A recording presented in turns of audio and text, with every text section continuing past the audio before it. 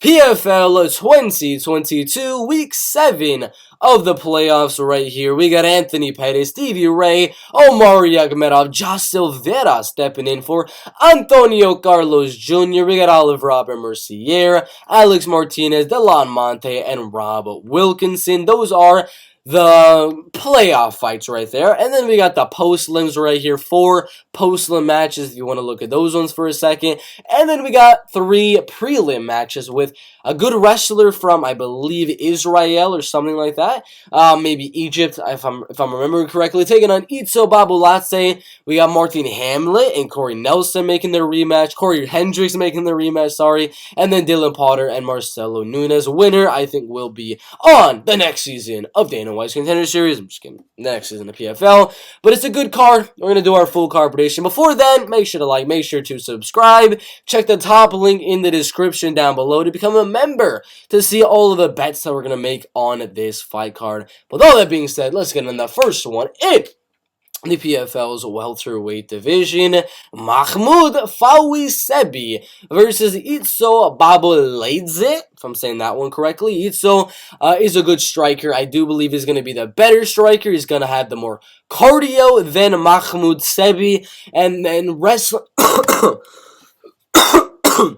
Sorry, but that wrestling-wise, he's not going to have the advantage. But he does have good wrestling. In his second and last fight on CFFC over there, got a good win over Lucas LaRue by unanimous decision, where he used a lot of wrestling. So, as he also did in the Jorge Molina fight right there, just went out there, kept the striking very even, moved his head a lot, moved around the cage, showed his cardio, showed his speed on the feet, and then he mixed in the takedowns as well. I think that's kind of what he's going to do in this fight with Mahmoud Sebie. I know a lot of people going Sebie on the Tapology predictions. I don't know why. Sebie has bad cardio. He's got good wrestling, but he doesn't have good striking, and he does not have good cardio. I think Babulaidze is going to outstrike Mahmoud Sebie on the feet, defend the takedowns in round 2, round 3, not defend the takedowns round 1, because he's not going to be tired, and we're going to see a very close 29-28 decision win for Babulaidze. I don't think they have betting odds, but it is 50-50 to go to a decision and pretty 50-50 on just the straight up betting odds. But that is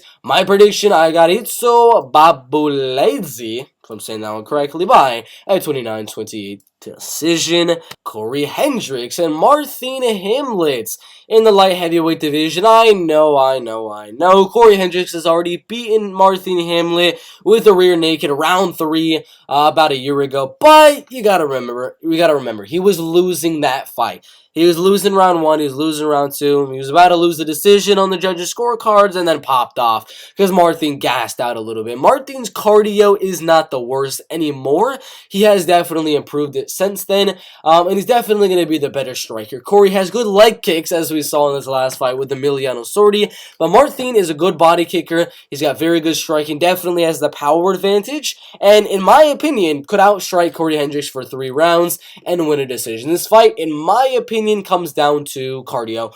If Hamlet gasses, okay, I'm live betting the heck out of Cory Hendricks. If Martin looks good in middle of round 2, he's looking good, he's moving around, he's landing kicks, he's defending takedowns. If he's looking good, Martin's going to win the fight. It comes down to the cardio of Hamlet. I think he's going to be good in this fight. I know he's coming off that knockout loss to Silveira right there, but you got to remember, he was doing pretty good in the striking before that, and the live odds actually flipped towards Hamlet because he was winning the striking exchanges over Silveira. He's got good striking. I think he outstrikes Cory Hendricks for 3 rounds and wins the decision. Right now, he's a slight favorite. I don't envision him being this big of a favorite by fight night. I think it's going to be more like slight favorite, -120, because I know a lot of people are going to be betting on Cory Hendricks, but I do agree that the fight goes to a decision, and I do think that Cory Hendricks is going to lose the fight by a 29-28 decision. Good fight there in the light heavyweight division. Marcelo Nunes and Dylan Potter in the heavyweight division. I'm expecting a finish here. I am definitely expecting the finish. Minus 315 is Marcelo Nunes. Odds to just go over a round and a half are pretty much 50-50 at minus 115, which is very, very interesting. Marcelo coming off an arm triangle right around that over 1.5 mark at 2 minutes and 39 seconds over Bavon Lewis, former UFC fighter, to beat Anthony Garrett right there with an arm triangle. So he's got very good wrestling and grappling, takes the fight down, and it is very good on top, ground and pounding you, and eventually setting you up for that submission. Only loss to who? Rafael Lovato Jr., a 10-0 former Bellator champion. Beat Gegard Mousasi. Beat John Salter. I mean, that's the only guy Marcelo Nunes has a loss to. I mean, both guys are very small for the heavyweight division, but Dylan Potter, man, he's taking the fight on short notice first off. It says his foundation is Muay Thai kickboxing and BJJ, but we know the BJJ isn't really there. I know he's got a rear naked win over Nick Millis in his second to last fight. Got a rear naked over Swatayani right there. That's not how he's going to win the fight. He needs to go out there and try to land a knockout like he did with Charles Brown. And that's just going to be the game plan. That's what he has to do in this fight, but it's not going to happen. Marcelo Nunes is going to take this fight down easily. Round 1, ground and pound him a little bit. He'll survive till round 2. Marcelo will slide right in there with a rear naked, an arm triangle, or an arm bar. I know that's a few submissions, but I think he gets it in the second round. Marcelo Nunes, one of my most confident of the card, by submission in round number 2. Alexei Pergande and Elvis Lebron Quiles in the UFC PFL lightweight division. Good fight. Now, this guy right here, Alexei Pergande, his only pro win was in the PFL. Got an arm triangle over Joe Ham on the PFL. I believe it was a Challenger Series pro debut, whatever thing.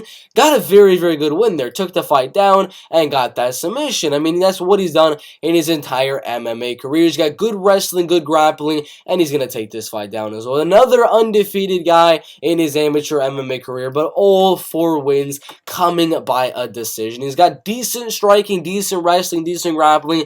Nothing really stands out when I watched the film for Elvis Lebron Quiles, but I saw his jiu-jitsu, his wrestling was nowhere near that of Alexei Pergande. I think Alexei takes this fight down, latches in a submission. Round number 2, Alexei Pergande by submission. Good fight in the lightweight division. Lucas Barbosa and Elmar Umarov in the welterweight division. I'm gonna go Lucas Barbosa to win the fight. Lucas is a legit jiu-jitsu practitioner, beat Gilbert Burns not too long ago. Yes, he has not had a pro MMA fight in quite a while. It's been 9 or 10 years since his last professional MMA fight.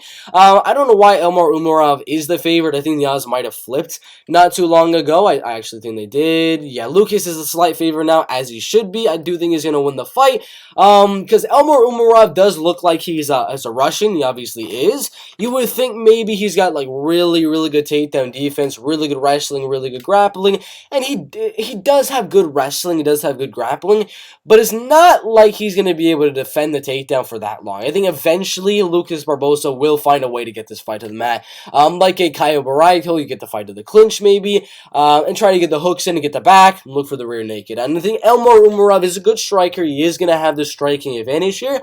Only thing I could go off from Lucas Barbosa was looking at his Instagram to see just how good of a striker he was. Not too impressed, but again, Elmar Umarov also is not that good of a striker. So I do think that striking is going to be pretty even, give a slight advantage to Elmar, and I do think eventually Lucas Barbosa will find a way to get the fight to the mat and latch in that submission. I think we're going to see some good things out of Lucas Barbosa. I'm going to go him to win this fight in the welterweight division. Submission, round number 1. Elvin Espinoza and Cory Jackson in the lightweight division. This might, maybe, possibly be one of my dogs. Possibly. It's not gonna. I mean, I have to go Elvin Espinoza to win the fight. He's taller, he's lengthier, he's a little bit bigger, he's younger, more in the prime of his MMA career. He's undefeated. He's fought in the PFL before. The PFL wants him to win. There's a lot of factors going for Elvin Espinoza to win this fight, and I am gonna go Elvin Espinoza to win the fight.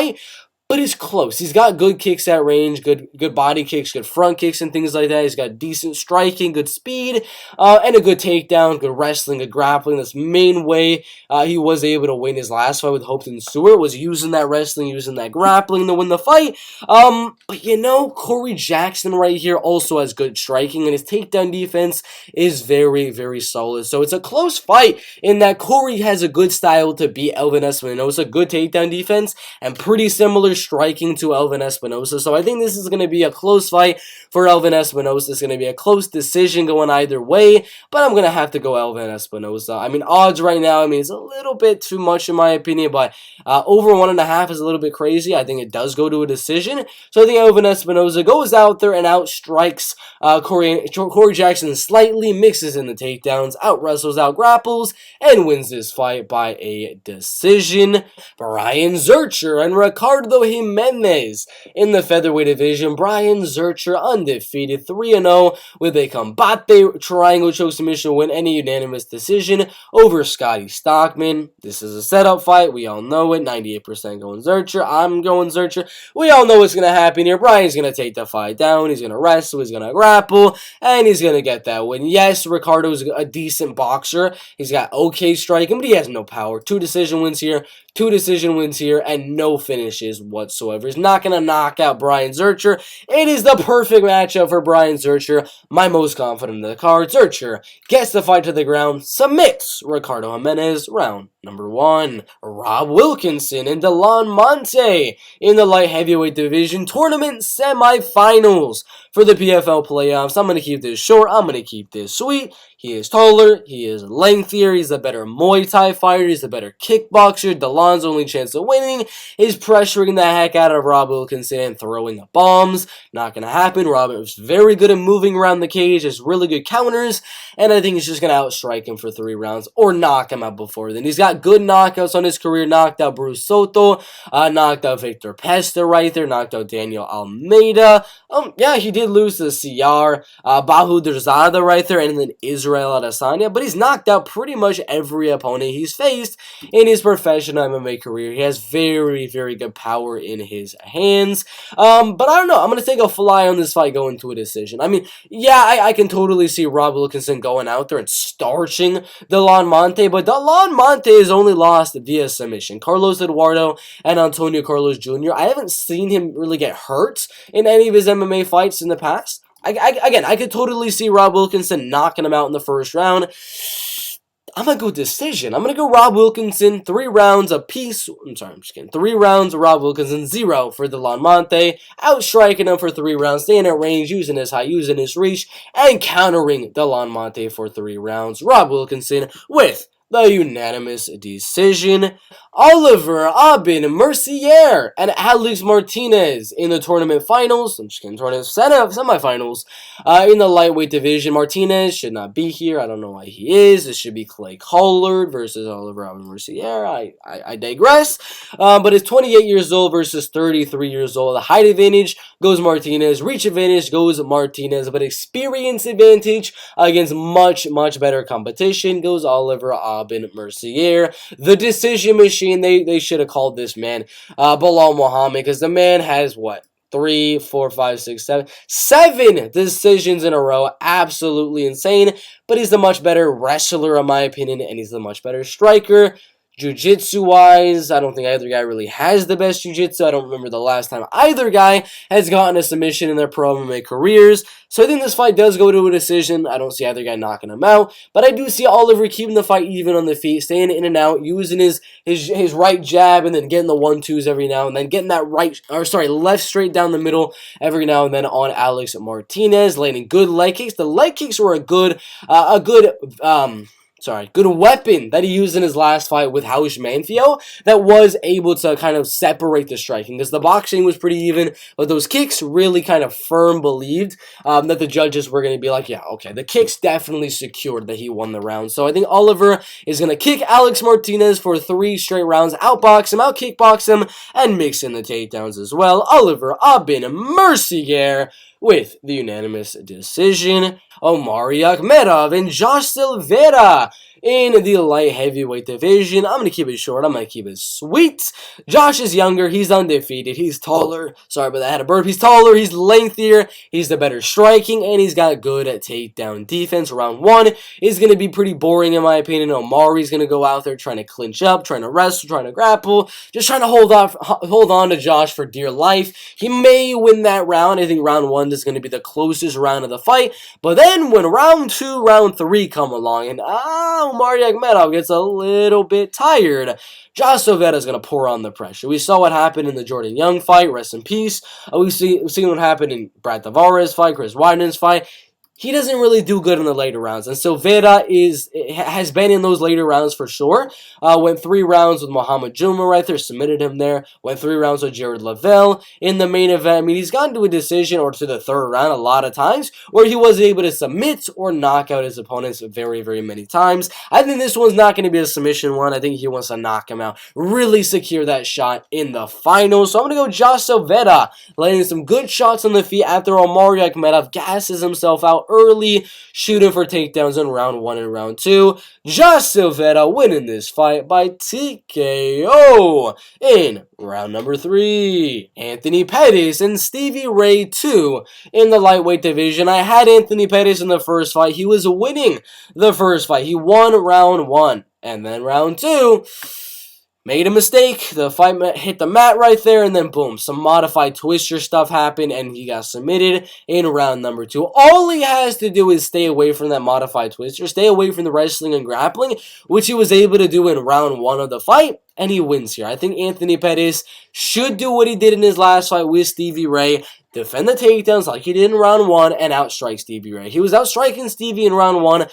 The fight hit the mat, and then whatever craziness happened, and he got the submission. I saw what happened in round number 1. That's going to happen every single round in this one. It's a close one. This is my underdog of the night, Anthony Pettis, by a unanimous decision, keeping the fight on the feet and outstriking Stevie Ray for 3 straight rounds. Pettis as the dog by unanimous decision. Those are the predictions. I got Anthony Pettis by decision. I got Josh Silveira with the knockout. Oliver Mercier with the decision. Rob Wilkinson with the decision. Marcelo Nunes with the submission. Hamlet with the decision. Babulaidze with a TKO in round 3 or a decision. I got Alexei Pergande with the submission. Lucas Barbosa with the submission. I got Elvin Espinoza with the decision. And Brahyan Zurcher with the submission. Actually, Alexei Pergande, I was thinking, I'm going to go TKO. I can see a submission. I can see a knockout. I'm going to go TKO. Those are the predictions. Make sure to like, make sure to subscribe. A lot of close fights in the card, like Barbosa, Umarov, like Pettis versus Ray, like Cory, Hendricks versus Hamlet, and Babulaidze versus Mahmoud, Sebie. So I hope those predictions help. Make sure to like, make sure to subscribe. See you in the next one. Let's go.